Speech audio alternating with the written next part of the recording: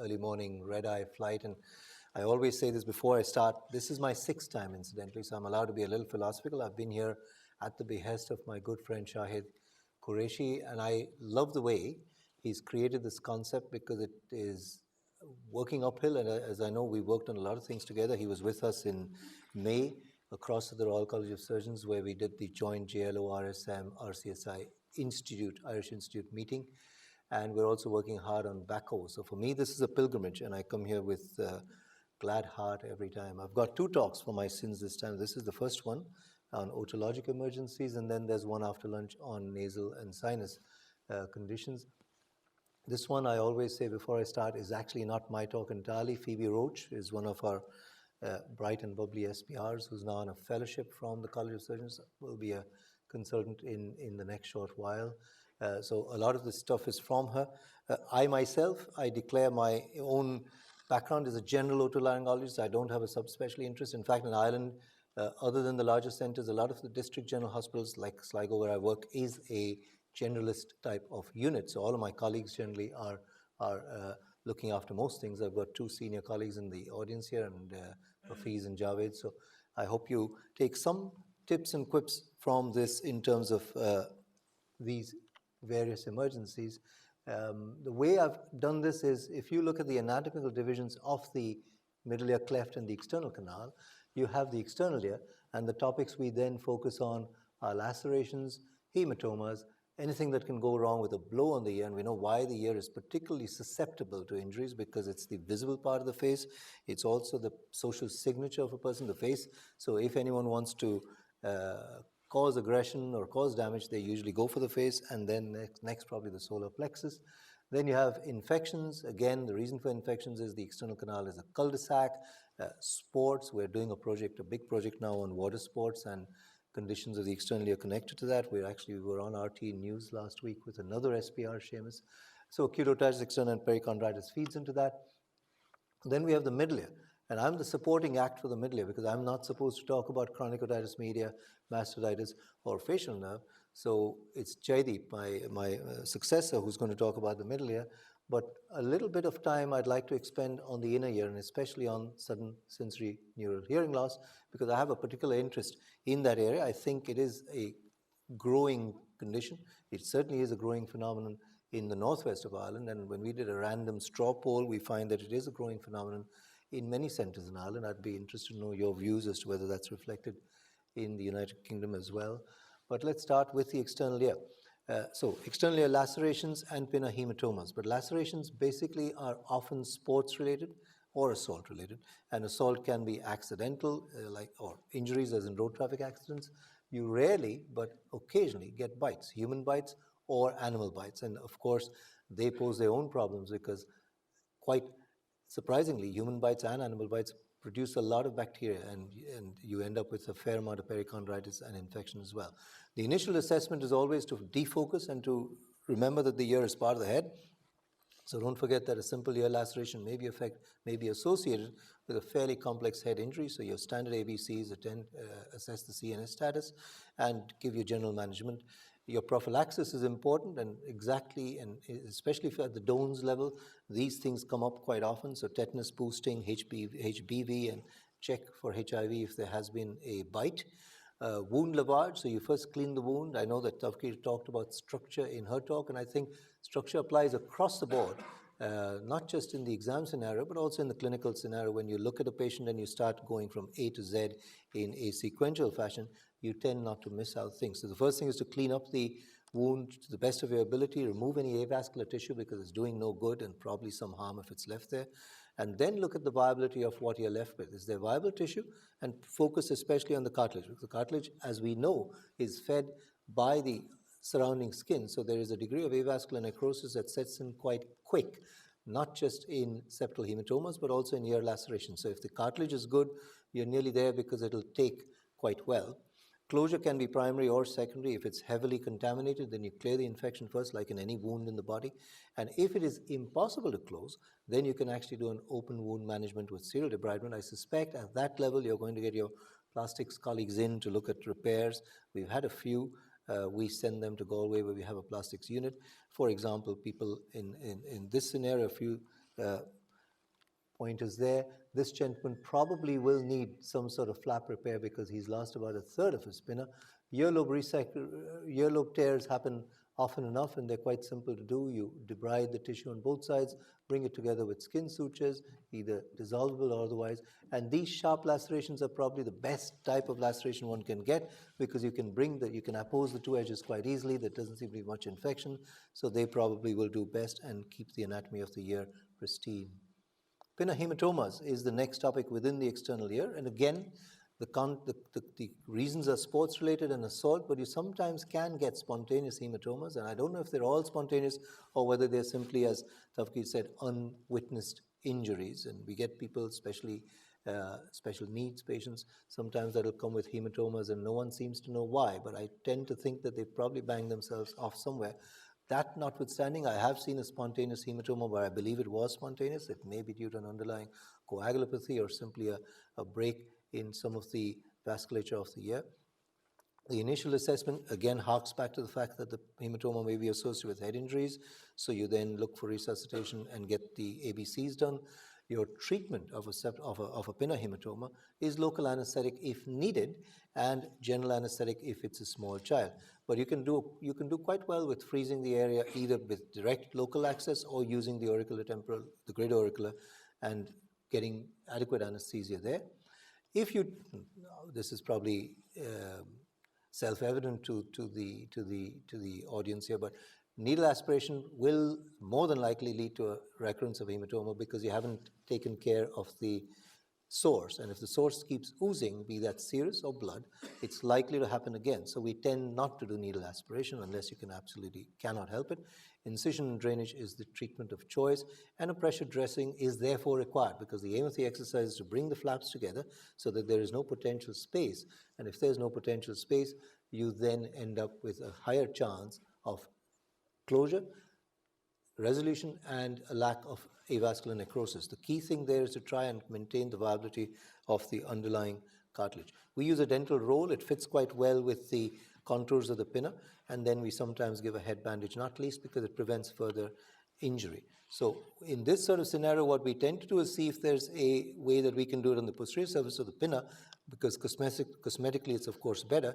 There is a rider to that. If you actually find that it is easy to drain this from behind, it's likely that the cartilage obviously has been breached somewhere, but often the cartilage breach is not a huge, big gap, and you can get away with clearing the hematoma from behind or the seroma from behind, and then using 1 or 2 dental rolls to bring the areas together, put stay sutures, and Bob's your uncle. Usually then that solves it for the patient. We'll move on quickly to perichondritis. Acute perichondritis is a bummer because you often find these patients come away then with some degree of residual contour change, and that's the vegetable connotation in the MCQs in the Dones. Cauliflower ear is what you end up with either acute perichondritis or repeated injuries to the pinna. Most often acute perichondritis is because of gram-negative bacteria. Bacterial infection is the overriding reason, but you can get it due to viral reasons as a sequel of herpes or Ramsay-Hunt syndrome. You can get it due to otomycosis, and of course we'll come to the immunocompromised patient, which is a different subsection of acute perichondritis or acute otitis externa. Usually perichondritis is a diffuse inflammation. It doesn't form collections unless, as I said, the patient is compromised, diabetic or otherwise. But you can get surrounding skin cellulitis, and if you don't treat it well, it can sometimes become quite florid. If it does tend to happen, and again, you must check for underlying diabetes because it could be a reason for this not to heal quickly. Untreated conditions do lead to necrosis, and I said to the famous cauliflower ear, you do need to give antibiotics, and broad-spectrum antibiotics usually work intravenous if necessary, at least for 2 or 3 days, 48 hours, and look for the developing of a subperichondral abscess, and if it does happen, treat it earlier rather than later. But this is a good ballpark overview of how to treat acute perichondritis. The question of whether we take samples, swabs, quite often is associated with external otitis. I think it's worthwhile doing in conditions such as this. And again, when you see acute perichondritis such as this, there is a possibility that it is viral rather than perichondritis, especially if you see vesicles and other suggestions of viral acute perichondritis. The cause may be something as small as a little blister or a little vesicle or a little ingress, breach, scratch at some stage. Or earrings are the other culprits because obviously they are a deliberate entry into the earlobe, and sometimes infection can come in from there as well. Foreign body impaction, just very briefly, obviously common in children, possibly in handicapped individuals. Commonly, children will explore in their oral and exploratory phase of growing up. They will want to put things into their orifices, and these are very easy to access orifices. They put beads, small toys. They will, in the adult, it's usually cotton buds or more likely hearing aid parts, molds or otherwise.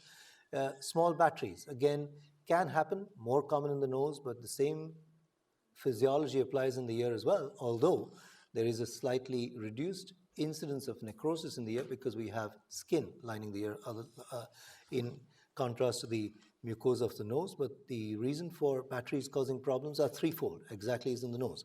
The size and the shape of the battery, it's a physically rigid structure, so it causes necrosis, pressure necrosis. It sets up electrolyte changes around it, and electrically, it can also generate up to a 6-volt of current in the ear, which is quite a lot, especially if it's sitting against the eardrum. So if you have a small battery, I think the guidance should be like in the nose. It should be removed immediately. We shouldn't let the patient sit, or we shouldn't sit on the patient with a small battery. There is a risk of any untreated foreign body, any retained foreign body, of corrosion of the canal or injury to the eardrum.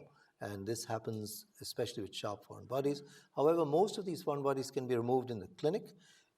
Insects are a particular subtype of foreign body. I've seen hen fleas. In India, I've seen maggots in both a canal and in a mastoid cavity. So you do get insects, mosquitoes, going into the ear. They need to be killed, not least because if you try to remove a live insect, the chances of damaging the eardrum are higher because the insect is going to flap around, flutter, and maybe go in rather than out. You could use something as simple as any oil to suffocate the insect and then bring the insect out. Children, of course, compliance is an issue, so general anesthetic may be required. Rarely, it has been said, I've never had to do this, but if the canal gets completely swollen and the foreign body is wedged in, you may need a formal post-auricular approach to actually open up the canal. That's highly rare. So these are just some samples, examples of foreign body. But as I say in the last slide there, you can actually get exposed bone from a retained foreign body or possibly a battery. Most of them come out in the clinic, and that's the typical way that an insect gets wedged. And you can see if you try to remove that insect without giving an anesthetic, it is possible that it could injure the eardrum, and the eardrum is obviously will not withstand the beating of an insect. Acute otitis externa, moving on from perichondritis, does actually happen quite often in association with perichondritis. It is typically an external skin infection, so the same dermatological principles in terms of bacteriology, investigations and treatment apply. Diabetes and skin conditions and swimming, of course, especially community pool swimming like will happen in the summer months, predisposed to infections. They usually happen in both ears, and they usually cause congestion, pain, clogging of the ears, itching, irritation, deafness. One needs to find out whether it's bacterial, fungal, or both. And then the treatment is oral toilet. In fact, debridement or oral toilet, regular oral toilet is probably one of the better things to do. And you could actually reduce the amount of topical antibiotics needed. One is often careful about using too many topical antibiotics with steroid, because then you get this secondary infection or contamination with fungus, which makes it a little more difficult to treat. So I tend to use antibiotic drops in external otitis extremely judiciously, and mostly get the patient back clinic to clean the ears out. If the patient is an elderly patient or an adult patient has hearing aids, I tend to want to keep them away. And dermatology or immunology input, even in refractory cases, is useful, because I have seen patients who then subsequently find a complement deficiency or a type A immune under functioning. So you actually get immune compromised patients coming to you with external otitis often enough. One has to keep in mind the concept of so-called malignant, but more correctly, necrotizing otitis externa, because it is the bad cousin of acute otitis externa. And if you do see a patient with diabetes or immunocompromised, or simply not responding to standard treatment and showing signs of ingress of the infection into the skull base or towards the skull base, then you need to move into the necrotizing otitis externa field. This is a typical otitis externa, which is could be either diffuse or constricted to one area. Then it's a furuncle, so it's usually diffuse like this. Acute otitis media, I'm going to flip over because I have this slide, but I know Jaideep's going to talk about it, and I'm going to go straight to sudden sensorineural hearing loss, and then I'll close with necrotizing. Sudden sensorineural hearing loss is a topic that I think is on the rise. It's traditionally defined as 3 frequencies being affected for at least 72 hours at least 30 decibels. That's a reasonable definition, although you see any amount of variation on that. It's approximately 1% of all sensorineural hearing loss, so 1 in every 100 people, and in our view, more than that. The incidence in 2007 was said to be 5 to 30 per 100,000, and the severity varies between patients. It is often unilateral. Bilateral is uncommon, and if it is bilateral, it tends to be more due to a systemic reason. Unilateral sudden sensorineural hearing loss, in our experience, is largely idiopathic. I mean, we do anything and everything in terms of investigating them with scans, blood tests, and we rarely come up with anything other than the occasional CMV, occasional toxoplasma, occasional mumps positive. Increasingly now in the Northwest, we have a mumps outbreak, so we look for mumps and we find it once in a while. Not all of them complain of vertigo. It's less than half. So my feeling is that this has a slight overlap with what one used to call cochlear menias, or cochlear menias, because I think there are conditions in terms of the inner ear that affect, in terms of sudden sensorineural hearing loss, the pathology sometimes affects only the cochlea and sometimes both the audiovestibular organs. Tinnitus is commoner. Most people with sudden sensorineural hearing loss have a degree of tinnitus. It's uncommon, in my view, to have someone with sudden deafness with no tinnitus. The causes, of course, again, to use structure, can vary between infectious, which is probably caused by exclusion because we don't find reason, but we tend to think it likely is an infection, possibly viral, could be metabolic.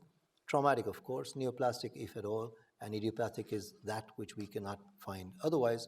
The treatment that we use in our department is, other than the standard steroids, antivirals, and vasodilators, we personally use carbogen. We admit them, and I think we're the only center in Ireland, and probably the only center, very few centers now, but we do find, and we've done a study, Hafiz knows about this, we've done a study where we do think there is gain to be had by giving them catching them early and giving them carbogen along with steroids and antivirals. So this is just the various incarnations of what you can have with sudden hearing loss. The taught text tells us that if there is a reduction of the lower frequencies, they tend to get better than the high frequencies. I think that is true, and that's where I think there is a pathophysiological overlap between cochlear menias and sudden sensorineural hearing loss, and the wise otologists in the audience might have some wisdom in that regard.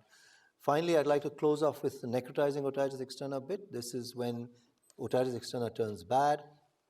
The underlying reason is often a pseudomonas and a play between pseudomonas and immunocompromise, diabetes, or other conditions. But generally speaking, diabetes and necrotizing otitis externa are probably the closest fit. You have to keep it under strict control because it can go into skull-base osteomyelitis, multiple polyneuropathies, death. And the treatment is early assessment, and the way we assess it is to do scans, and the various scans that we do are, you do either a CT and MRI, you do a gallium, technetium-99, or a PET scan. And CRP, simple biochemical markers like the C-reactive protein, is a good marker to look for how it's progressing, white cell counts, and if necessary, you debride these patients surgically, so that's a neurological center that'll do them. Facial paralysis is an indicator of increased morbidity and mortality, and the treatment of choice is aggressive antibiotic therapy with debriding. Not very commonly seen. I think we've probably seen 1 or 2 in the last few years, but it is something that we see occasionally. And if you give them a lot of personalized care, you actually get them into a zone where they stop having this. I've had one patient in Letterkenny that had this in his left ear, and then when it all stopped, his right ear flared up, but not to the same extent. But both ears completely settled with nothing more than intravenous antibiotics, repeated debridement, and he resolved quite well, and he's gone on, he's gone away from the clinic in fact. These are a few. This is the classic look of a necrotizing otitis externa. You get this sort of polypoidal, granular feeling, granular look to the ear. Those are the various scans that show you various findings, and then you, in summary, you should probably adopt the same approach irrespective of what the condition is, external, middle, or inner ear, focus history of examination, moving on to to your diagnosis, investigations, treatment, and look for the atypical features, which is where the necrotizing otitis externa story comes from. So with that, I'll conclude. I think Jaideep is following on with the real otology talk, but if you have any questions, comments about the sudden SN loss, I think the last time someone from the audience mentioned that they were doing intratympanic steroids as the first-line treatment, whereas we do it for failed treatment. I think we'll probably move to that. I know Hafiz and I talked, Javed and I talked about this. I think it makes philosophical sense if you're going to use intratympanic steroids to try and consider doing them earlier rather than later. I think you have a better chance of gaining back some of the hearing. But Jeremy or anyone else in the audience, yeah? Again, a comment. Thank you very much. Tariq Mali, Buckinghamshire Healthcare. For sudden sensorineural